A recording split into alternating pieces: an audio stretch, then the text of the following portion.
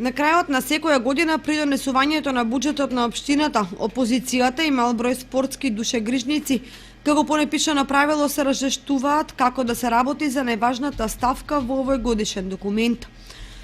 Токму најмалата повредна ставка неочекувано привлекува најмногу внимание кај опозицијата, што е сигнал дека се работи за дневно политички препукувања со цел стекнување на ефтини поени. Дека е така потврдуваат и коментарите во поедини медиуми кои редовно завршуваат со констатација дека така им треба на спортистите и спортските работници кога гласаат за погрешна опција. Сакал некој да види или не, во Кочани се случуваат големи промени кога е во прашање спортот. Чекор по чекор во преден план избиваат така наречените мали спортови, додека стагнираат некогаш популарните.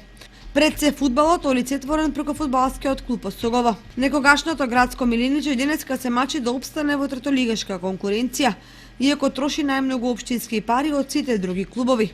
Од женската прволигашка фудбалска екипа, која зад себе има една шампионска и 2 куп титули. Потоа од пингпонгарскиот прволигаш, од каратистите и гимнастичарите со меѓународни резултати, од кошаркарите, борачите и други. Добро е да се потсети дека и во време кога сегашната опозиција беше на власт, фудбалскиот клуб Осогово играше во третата лига, иако трошеше тројно повеќе пари. Расправата во Советот ја наметнува и дилемата што всушност му треба на кочанскиот спорт: помош, спонзорирање или целосно финансирање. Но при тоа мора да се заборават времињата кога општествените работни организации парите на работниците неброено ги фрлаа за спортот, пред се за фудбалот. Сега во пазарни услови такво финансирање е невозможно, бидејќи секој стопанственик 3 пати размислува пред да финансира нешто од што нема конкретен интерес. Значи помина времето кога некој лесно дава општествени пари, а друг уште полесно ги троши. Од друга страна, каква е состојбата во македонската трета лига?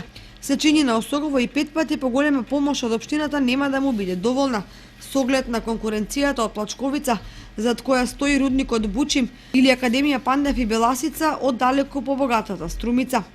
Решението се чини во создавањето на предуслови за профитно функционирање на клубовите, но со систематска работа на долги патеки, како по примерот на Работнички, Турново или во последно време на Академија Пандев. Да се откријат и изградат таленти, да направат резултати на меѓународен план и да им се продадат на богатите клубови. Инаку се друго е ширење магла со дневно политички интереси од кои никој нема корис.